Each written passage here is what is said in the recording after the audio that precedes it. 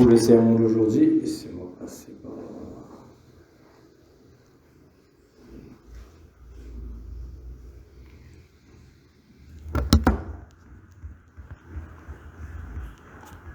Ok, donc pour le sermon d'aujourd'hui, ça va être promesse et espérance. Donc ce que nous allons faire, nous allons continuer donc dans la première lettre de Paul aux Thessaloniciens. La semaine dernière, c'était très intéressant, mais on ne l'a pas fait, c'est pas trop grave. Il fallait dans Thessaloniciens chapitre 3, à partir du verset 9, et continuer par la suite, où Paul donnait donc son exemple à lui, comment il a travaillé. Vous savez ce qui se passait dans les premiers chrétiens? Ce qui se passait, c'est que quand ils ont reçu l'évangile, ils ont cru, beaucoup ont cru. Il y a une grande persécution par la suite, et ils ont pensé donc que c'était la fin. Que Jésus-Christ allait retourner de la vie en mal. Paul avait cru en cela. Même Paul avait cru en cela. Donc il commençait donc à pas se désespérer, mais être découragé. Peut-être il voyait beaucoup de morts, il voyait beaucoup de persécutions, il ne voyait pas le Seigneur Jésus revenir. Il y en a qui commençaient à abandonner le travail pour se refermer sur eux-mêmes. Comment c'est ben moine, le monastère, un peu comme ça.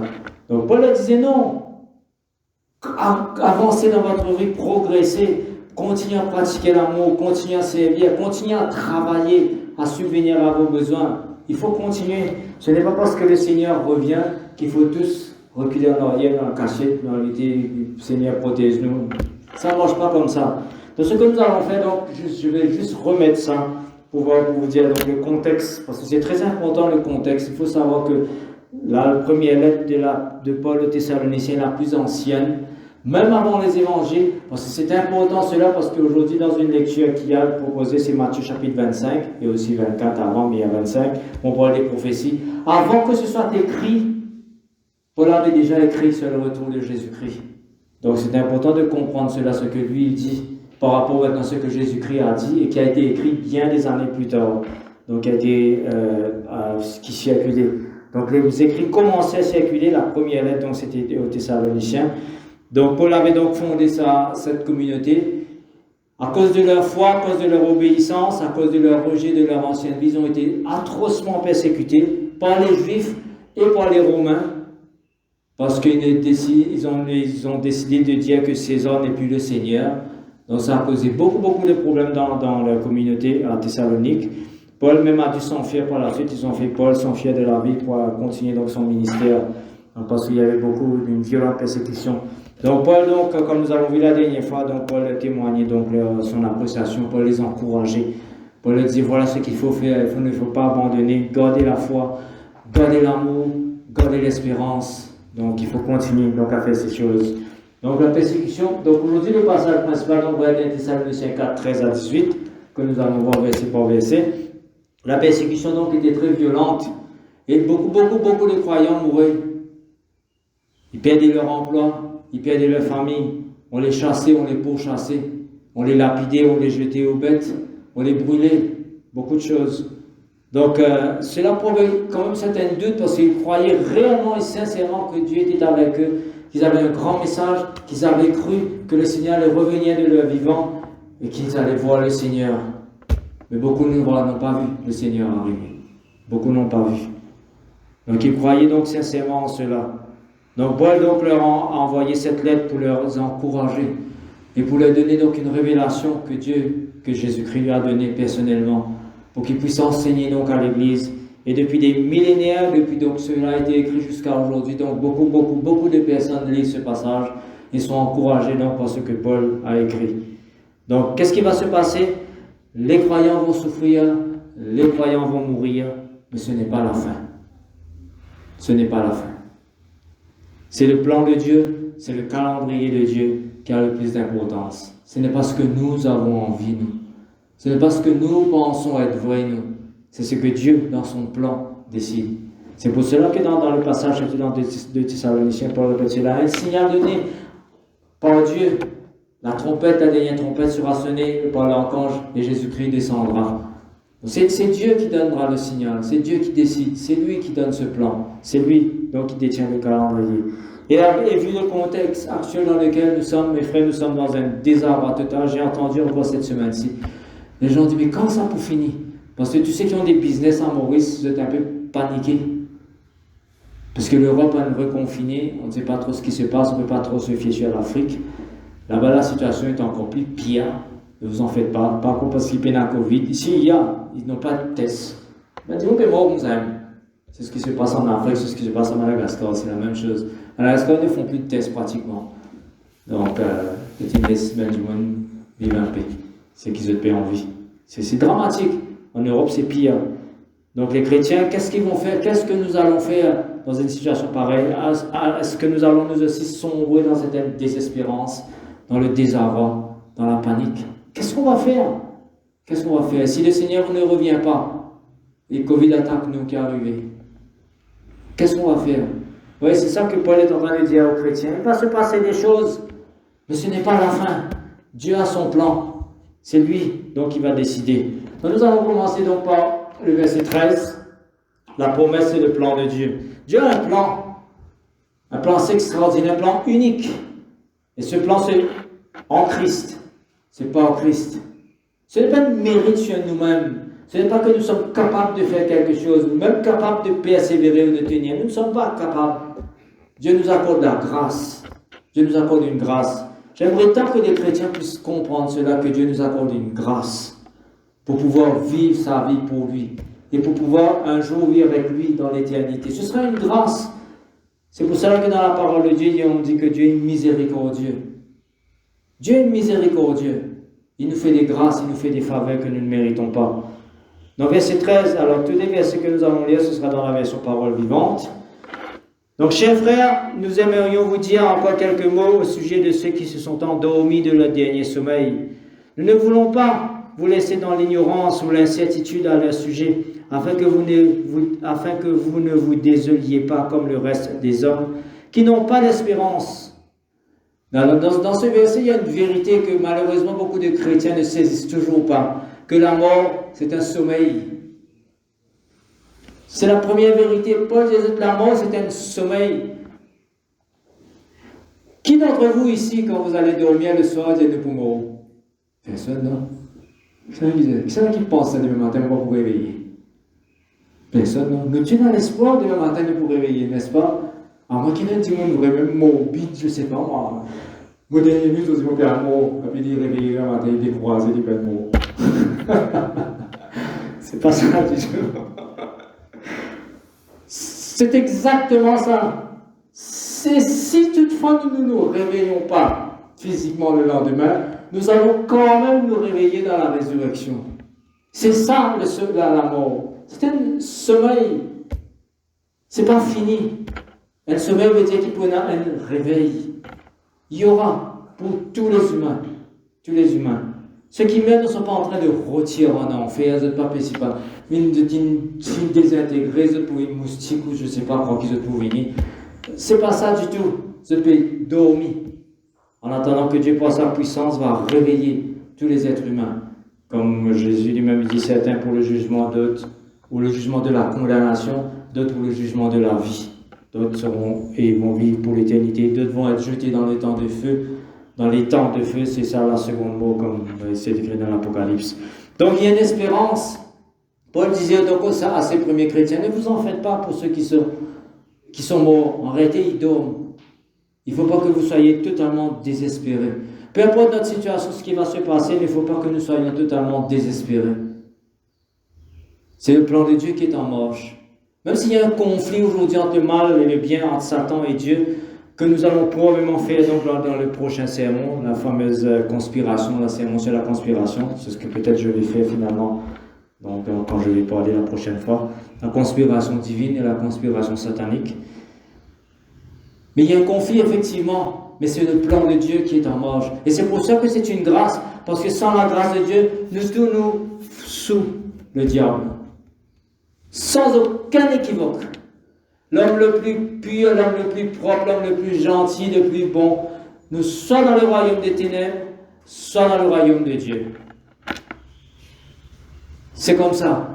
La Bible ne fait pas d'équivoque, il n'y a pas de milieu. Et Dieu tire nous du royaume des ténèbres, il met nous dans le royaume de lumière. C'est ce que nous allons voir donc la prochaine fois, c'est un verset dans Colossiens. Donc il y a une espérance. Donc Paul disait aux Thessaloniciens, ne soyez pas totalement désespérés. Ils sont morts, certes. ils sont morts. Mais c'était des croyants quand même. Donc Paul les a encouragés, les croyants, ne pas tomber dans le désespoir. Dieu a son plan, Dieu a son timing.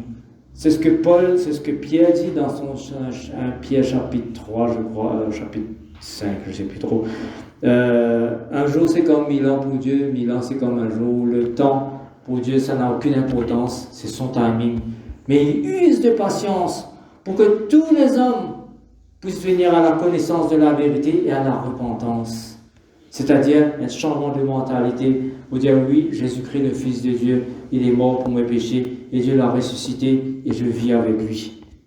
Donc c'est le plan de Dieu, c'est son timing qui est important, pas le nôtre. Donc les croyants doivent continuer à vivre dans toute notre situation. C'est ce que Paul disait aux Thessaloniciens, continuez de vivre, n'abandonnez pas, ne retournez pas en arrière, ne vous découragez pas, ne dites surtout pas, parce qu'il y a des chrétiens qui sont venus malheureusement chrétiens, entre guillemets, ça s'est passé dans plusieurs assemblées, plusieurs églises, que le Christ était déjà retourné. Et imagine, tu me dis, le Christ est retourné, mon coup là. Quelle opposition? Quelle opposition? C'est ce qui s'est passé. C'est ce qui s'est passé. Bon. Donc Paul adresse des recommandations très spécifiques. Nous n'avons pas lu ces versets, mais peut-être que c'est bon de lire une bonne partie. Nous allons lire 1 Thessaloniciens chapitre 4, les versets 1 à 12. Vous allez voir certaines choses. Ce n'est pas là-bas, nous allons lire donc dans la Bible directement. Lisez sur votre téléphone ou dans votre Bible. 1 Thessaloniciens chapitre 4. Nous allons lire à partir du verset 1 à 12. Alors je vais lire dans la version Nouvelle Bible Seconde.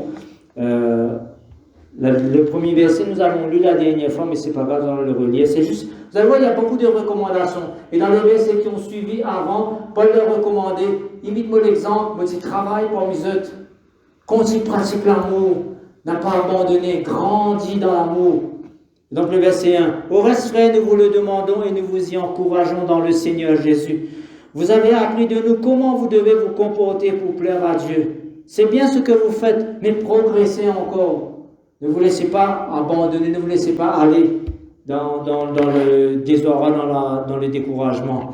Vous savez en effet quelles injonctions nous vous avons données par le Seigneur Jésus. La volonté de Dieu, c'est votre consécration ou votre sanctification. Abstenez-vous de l'inconduite sexuelle.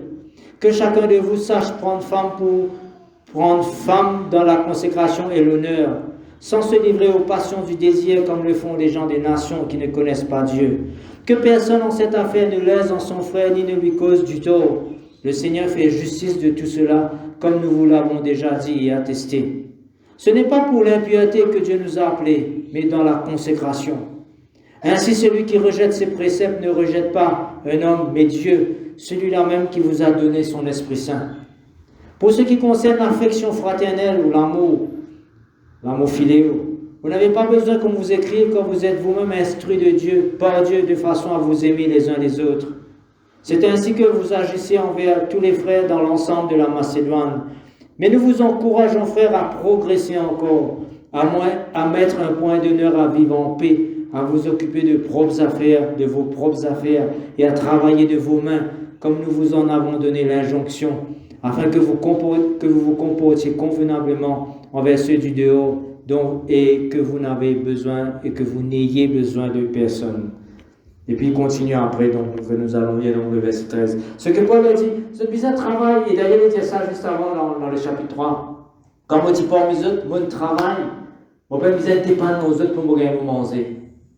Suivons l'exemple, pas abandonner, persévérer. Qu'est-ce que nous avons à faire dans cette vie? Faites-le, mes frères, faites-le de bon cœur, mais faites-le pour le Seigneur, que ce soit dans votre travail, que ce soit dans vos études, que ce soit dans votre vie familiale. Nous ne savons pas quand Jésus va revenir. Il faut continuer de vivre et continuer de progresser en ayant l'espérance en tête. Il ne faut pas abandonner, il ne faut pas se laisser aller, il ne faut pas se laisser décourager. Ce qui va se passer dans ce monde va probablement jeter beaucoup de personnes à terre. Ça va devenir encore plus catastrophique probablement. Mais il faut continuer à vivre notre vie avec les moyens que Dieu nous a donnés, avec la situation dans laquelle nous sommes. Si nous sommes en train de servir à l'église, continuez de le faire. Si nous avons un travail personnel, continuez à le faire. Si nous sommes à l'école pour étudier, continuez à étudier. Nous ne savons pas demain qu'est-ce qui va se passer. Peut-être que tout va aller bien. Nous ne savons pas. Donc c'est important donc de travailler. de continuer à vivre notre vie. Nous allons continuer dans notre sermon. C'est ici.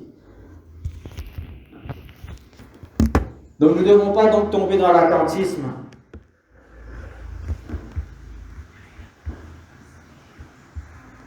Voilà. Donc nous ne devons pas tomber dans c'est un attentisme stérile, une loisiveté.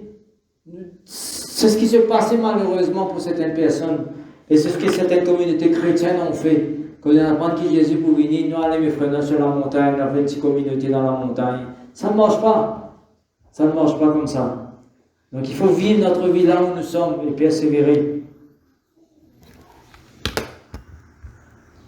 Le verset 14. Donc puisque ces gens, ils sont en train de dormir, donc Paul encourage donc les Thessaloniciens, ne soyez pas désespérés, ne soyez pas découragés, ne soyez pas entièrement désolés. La mort c'est un ennemi. Quand quelqu'un meurt, il y a un déchirement terrible, parce qu'il y a un lien génétique qui se brise, un lien amique, un lien filial, un lien psychologique qui se brise, il y a un déchirement, et les gens sont chagrins, et c'est tout à fait normal, il faut être chagrin. C'est normal, c'est comme ça, la vie. Mais Paul le disait, surtout pour les croyants, ne soyez pas totalement désespérés dans des situations pareilles. Parce que ces gens, finalement, ils dorment. Ils dorment. Donc, puisque nous croyons que Jésus est mort et ressuscité, nous pouvons croire aussi que Dieu ramènera à la vie par Jésus ceux qui sont morts dans la communion avec lui pour être unis à lui. Et ça, c'est le plan de Dieu. Si demain nous allons revenir à la vie et vivre avec Dieu, c'est par Jésus-Christ et en Jésus-Christ. De nous-mêmes, nous ne pourrons pas le faire. Nous ne pouvons pas. Personne ne peut. Absolument personne. Personne ne peut mériter d'être ressuscité. Ce sera toujours en Christ. C'est à cause de la foi en Christ. C'est pas notre foi en Jésus-Christ. Ce qui se passe, c'est que quand nous nous faisons baptiser dans le nom de Jésus-Christ, nous sommes baptisés, nous recevons le Saint-Esprit. Dieu lui-même, rappelez-vous, nous avons déjà parlé de cela, il nous circoncit. Dieu lui-même nous unit en Christ dans sa mort. C'est un miracle qu'il fait. Dieu lui-même nous unit en Christ dans sa résurrection. C'est cela son plan. C'est cela l'évangile. C'est un mystère extraordinaire que beaucoup n'arrivent pas encore à saisir. Et je suis vraiment désolé et triste de ne pas pouvoir continuer à enseigner sur Romains, parce que Romains parle de ces choses. Nous sommes arrivés au Romains chapitre 6. J'ai toujours ça en tête, Romains chapitre 6. En fait, il faudra continuer à certains moments. C'est le mystère de l'évangile, c'est la chose extraordinaire que Dieu fait. Tous ceux qui ont la foi en Jésus-Christ, qui sont baptisés au nom de Jésus-Christ, ben Dieu les unit à Jésus-Christ. Donc nous sommes en communion avec le Christ dans sa mort, dans sa résurrection, ou dans son ensevelissement aussi, bien sûr, et dans sa résurrection. Et c'est à cause de cela que Dieu nous ramènera à la vie. Donc ça c'est l'espérance, ça c'est le plan de Dieu, mais c'est dans son temps à lui, dans son ordre à lui. Donc le plan du salut de Dieu donc repose donc sur la mort et sur la résurrection de Jésus-Christ. Et tout ce que nous pouvons vivre actuellement, tout ce que nous pouvons traverser, tous nos doutes, tous nos découragements, toute notre situation personnelle, ce n'est pas ça qui détermine le futur. C'est Jésus-Christ, sa résurrection, sa mort et sa résurrection qui détermine notre futur. C'est ce que Dieu a fait.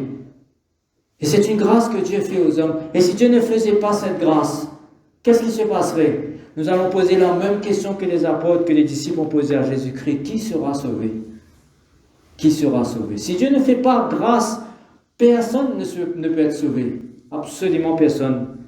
Ce n'est pas une mérite de nous-mêmes. Et encore une fois, cela ne veut pas dire qu'il ne faut pas obéir et persévérer actuellement. Si nous obéissons, si nous persévérons, notre vie sera un peu plus tranquille, un peu plus en paix. Nous allons pouvoir avancer, progresser, servir Dieu. Autrement, nous prenons la vie compliquée dans toutes sortes de situations catastrophiques, difficiles, quand nous pouvons être dans toutes sortes de pièges comme Paul écrit dans Timothée. Donc c'est important cela. Mais ce qui est important, c'est que pour être sauvé, pour être ressuscité avec Jésus-Christ, c'est une grâce que Dieu fait. Et c'est ce que Paul est en train de les enseigner aux Thessaloniciens. Dieu ramènera à la vie par Jésus ceux qui sont morts dans la communion avec Jésus. C'est-à-dire dans la foi en lui. Et quand nous avons la foi en lui, Dieu fait ce miracle. Il nous unit à Jésus-Christ dans sa mort et dans sa résurrection. C'est le grand message de l'épître de Paul aux Romains. Donc le verset 15.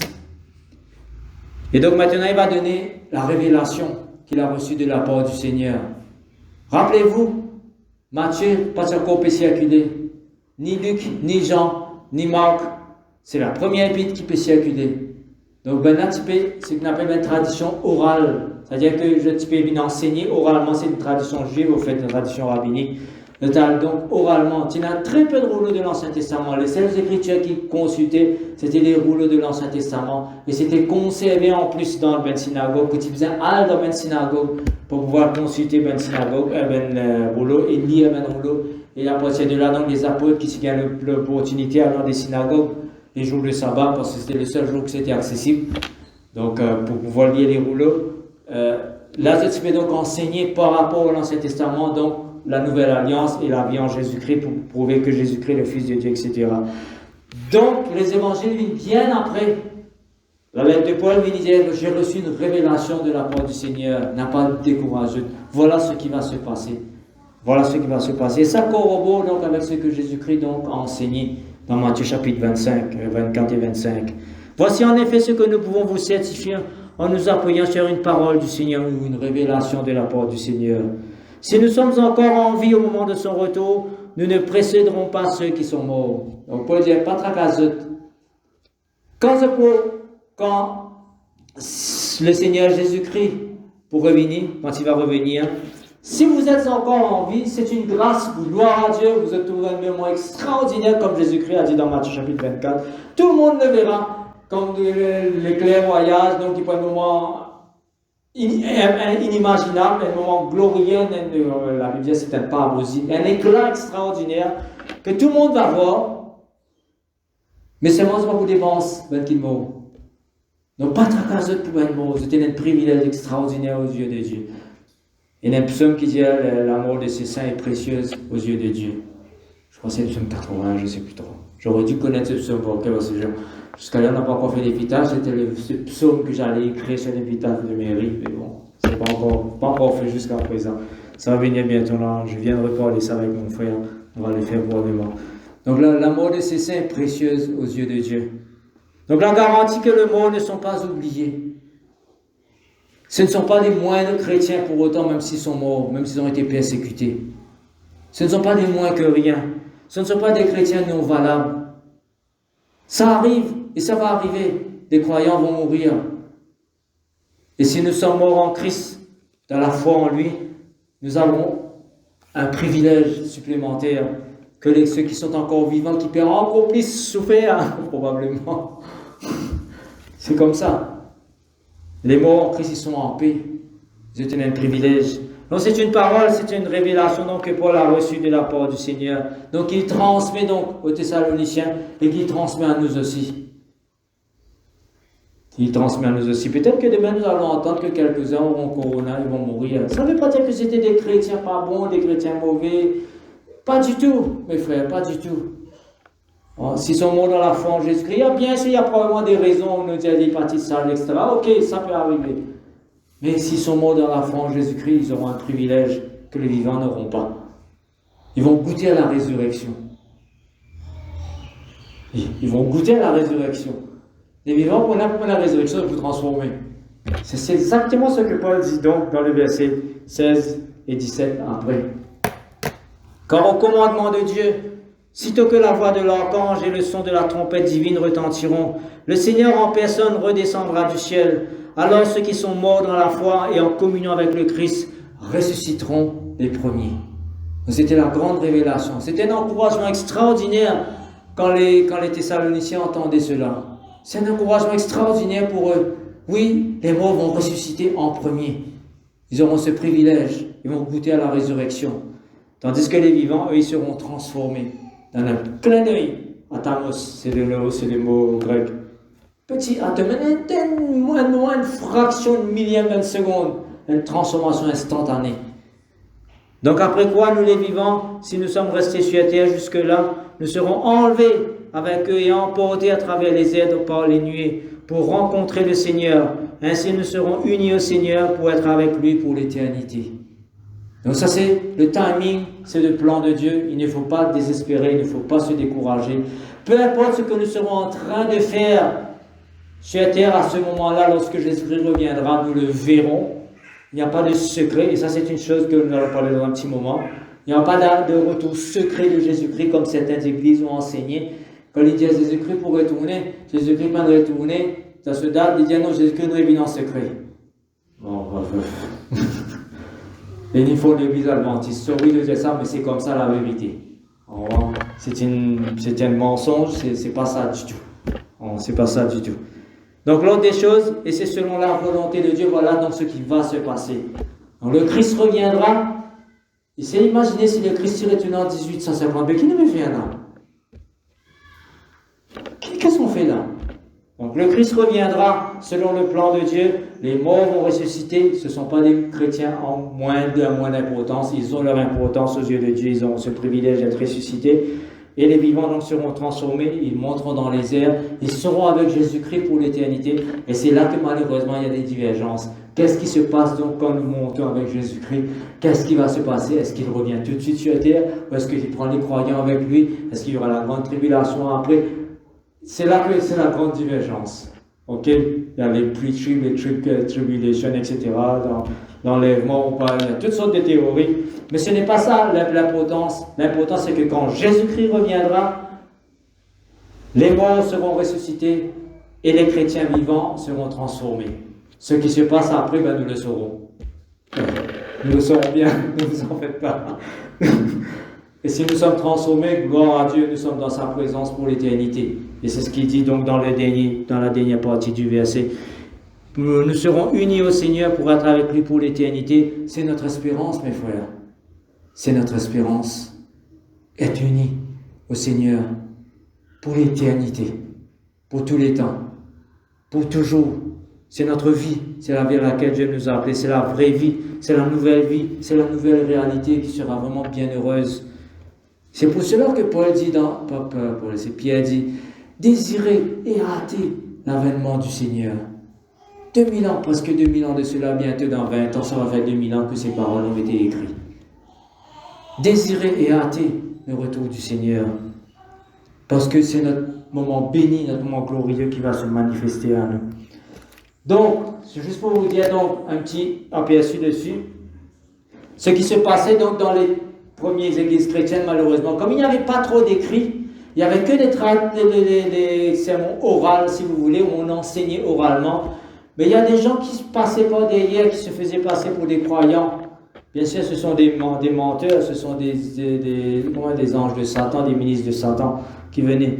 Et beaucoup venaient dire, dans Timothée, Paul dit la même chose, que Jésus-Christ est déjà revenu. Dans la deuxième lettre de Thessaloniciens, Paul va parler de cela. Il ne faut pas vous tromper, il y aura des choses qui vont se passer avant. Certaines personnes venaient dire, Jésus-Christ est déjà venu. Et cela ébranlait la foi. Et des personnes abandonnaient la foi à cause de cela. C'est une ruse du malin. C'est une ruse de Satan. Ça, il y a des doctrines qui sont pernicieuses, qui sont pervers. Dans Pierre dit, il y a des doctrines qui sont des damnable heresies, des hérésies qui sont condamnables, qui emmènent les gens directement vers la perdition. Donc il faut être très très vigilant. Et Paul donc écrit cette lettre pour nous remettre toutes les choses en perspective, pour leur faire savoir que le retour de Jésus-Christ sera visible. Ne vous en faites pas, si vous avez la foi en Jésus-Christ, vous serez transformés à ce moment-là. Et Jésus-Christ n'était pas encore revenu. Soyez-en assurés. C'est ce que Paul leur disait. Donc cela ébranlait la foi des croyants parce qu'il y a des hérétiques qui venaient enseigner que Jésus-Christ était déjà revenu. Et ce qui était triste, c'est que comme c'est écrit dans le Nouveau Testament, il y a des gens qui ont repris ce message et continuent à enseigner la même chose. C'est incroyable. Je n'arrive pas à comprendre la mentalité humaine. C'est écrit noir sur blanc que c'est une doctrine qui parvient de Dieu. Paul dit avec Timothée, voyez le tombe chrétien encore avec eux là. Tout le monde voit encore la même. Ce tombe pas encore ouvert. Les tombes seront ouvertes. Ça, c'est extraordinaire. Comme c'était passé dans la résurrection de Jésus-Christ. Le problème est si visible. Mais il y a des gens qui continuent à prêcher cela. Que Jésus-Christ est venu en secret ou reviendra en secret. Pas du tout. Donc avant l'apparition des évangiles, Paul faisait comprendre aux chrétiens que le retour de Jésus-Christ sera visible. Et Jésus-Christ donc, il avait déjà dit cela dans Matthieu. C'était pas encore écrit, c'était écrit après, mais il avait déjà dit cela avant. Et les apôtres enseignaient cela. Jésus-Christ dit, tout le monde le verra. Tout le monde le verra. Tout le monde verra Christ. C'est aussi un encouragement pour nous chrétiens et pour les chrétiens de l'époque. Ceux qui subissent des persécutions à cause de leur foi. Ne vous en faites pas, ce n'est pas encore la fin. Si vous mourrez, vous aurez une position privilégiée aux yeux de Dieu. Et si vous êtes encore en vie, persévérez dans la foi, restez dans la communion avec le Christ. C'est par cela que vous serez ressuscités avec le Christ et pour vivre avec lui. Et bien sûr, il y aura le jugement pour chaque croyant. Il y aura des récompenses par rapport à ce que nous avons fait, ce que nous n'avons pas fait. Ça va venir, cela aussi la Bible enseigne. Et les chrétiens évangéliques n'arrivent toujours pas à comprendre pourquoi il y a un jugement pour les croyants. Ils n'arrivent toujours pas à comprendre. Pour eux, les croyants, moi, vous êtes déjà dans les bras du Christ. Pas du tout, vous avez dormi. Vous avez dormi. Et il y a un passage qu'ils aiment utiliser à chaque enterrement. À chaque fois quand j'entends cela, je ris en moi-même. Je me dis, pourquoi ils n'arrivent pas à voir la vérité? Je compte utiliser Jean chapitre 14. Où Jésus-Christ dit, je vais préparer une place pour vous auprès de mon Père. Il y a beaucoup de demeures auprès de mon Père. Je vais vous préparer une place. Et les gens aiment beaucoup utiliser ce passage dans les enterrements. Mais la suite est plus intéressante. Jésus-Christ, je reviendrai. Je reviendrai et je vous prendrai avec moi. C'est exactement ce que Paul écrit. C'est au moment du retour de Jésus-Christ que nous aurons la demeure que Jésus-Christ prépare pour nous. Et quelle est cette demeure? C'est pas un château. Paul explique cela dans 1 Corinthiens chapitre 5. C'est une cour céleste, un corps glorieux pour chacun d'entre nous. C'est ça notre demeure que Dieu prépare pour chacun d'entre nous. Un tabernacle éternel que nous pouvons vivre en toute liberté, dans la joie parfaite, dans la paix parfaite. Et c'est un écho que Dieu peut préparer pour chacun d'entre nous. Donc c'était pour encourager donc les chrétiens. Et Paul maintenant dit aux Thessaloniciens, encouragez-vous les uns les autres. Ne vous laissez pas abattre. Ne vous laissez pas abattre. Que ces paroles, toujours version parole vivante de verset 18, que ces paroles soient donc votre réconfort et votre consolation. Encouragez-vous et fortifiez-vous mutuellement par cette perspective, c'est-à-dire par ce plan que Dieu a. Soyez-en assurés que c'est un plan parfait, c'est un plan absolument qui va arriver.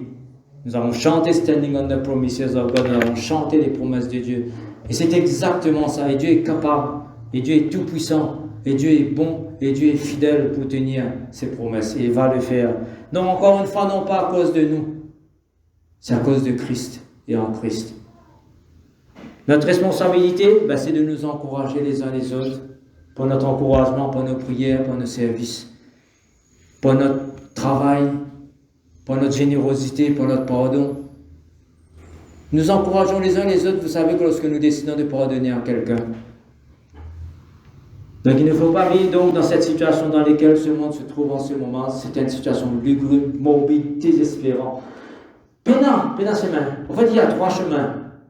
Il y a trois solutions possibles pour le monde actuellement. Le premier, c'est qu'il vraiment se trouve un vaccin. Et imaginez, c'est à cause d'un virus que le monde dans la peine. Toute bonne situation sociale, économique, tout ce qui est là autour, les cinémas, sport, tout ce problème-là, c'est à cause d'un virus. Donc, il y a une solution, c'est un vaccin. Est-ce que ça va arriver? On ne sait pas. Personne ne sait. Malgré ce que Trump a dit, il n'y a pas toujours de vaccin. Il n'y a pas. L'autre solution, c'est que beaucoup sont tentés de faire cela. Et c'est ce qui se passe malheureusement dans certains pays, c'est de laisser aller les choses. C'est de faire ce qu'on appelle l'immunisation collective. Le virus pas lui-même ni pour mort. Mais en attendant, on a un prix énorme à payer en termes de vie humaine. Et surtout des personnes âgées. Et beaucoup sont tentés de faire cela, de laisser aller les choses. Des jeunes puis fausses pourquoi pas finir. Mais on ne sait pas quelles sont les séquelles. On ne sait pas qu'en attendant, même si le virus avait circulé, est-ce qu'il peut venir l'autre qui peut venir après? Et si nous déjà affaiblis par le premier virus, qu'est-ce qui va se passer si un autre vient? Donc le monde a une impasse terrible. Et le troisième, c'est bien sûr faire ce qui Pierre vient de nous faire. Désirer et hâter l'avènement du Seigneur. Désirer et hâter l'avènement du Seigneur. Et en attendant que ces choses arrivent, en attendant dans cette situation, je vais vous rappeler un sermon que j'ai donné en janvier de cette année-ci. Je ne penserai jamais que vous allez terminer pratiquement l'année avec un verset un sermon qui nous fait au début de janvier. La parabole du serviteur vigilant. Vous vous rappelez, je ne sais pas. En fait, je vais le remettre en version YouTube. Je vais essayer de faire cela parce que j'ai tout gardé moi. Et je vais remettre ce sermon. Paul donc donne plusieurs injonctions. Qu'est-ce que le croyant doit faire en attendant le retour du Seigneur Jésus-Christ? Et quand le Seigneur Jésus-Christ revient, il doit nous voir en train de faire certaines choses. C'était cela le but du sermon. Et nous allons donc, je vais remettre, je ne sais pas quand, Je pense qu'il faut du temps parce que je ne manipule pas trop bien encore cette histoire du PowerPoint, enregistrement. Des fois, je dois refaire, recommencer. Il faut laisser tout le sermon dérouler, vous savez, ça prend 1 heure, 30 minutes. Il faut laisser dérouler, je ne peux rien faire. Donc c'est comme ça. Donc je ne perds pas du temps, mais il faut le faire. Donc ok. Donc vous allez probablement revoir cela très bientôt sur YouTube. Pour terminer, donc nous allons deux derniers versets, donc 1 Thessaloniciens chapitre 5, le verset 11. En fait, quand Paul termine sa dissertation donc sur le retour de Jésus-Christ, tout ce qui se passe, il termine par ce verset. Il dit, c'est pourquoi il vous faut vous réconforter et vous encourager mutuellement à progresser dans l'unité, comme vous le faites déjà.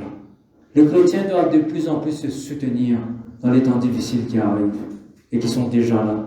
Les chrétiens doivent se supporter et continuer à persévérer, donc à nous encourager les uns les autres. Votre présence est un encouragement, votre participation est un encouragement. Ce que vous faites, ce que vous donnez à l'Église est un encouragement. C'est comme cela que nous nous encourageons les uns les autres. Lorsque nous prions les uns pour les autres, c'est un encouragement. Donc il faut le faire. Et je vous remercie donc pour votre encouragement que vous nous donnez, que vous donnez à l'Église. Et il faut continuer à le faire. Donc que Dieu vous bénisse. Nous allons prier pour terminer.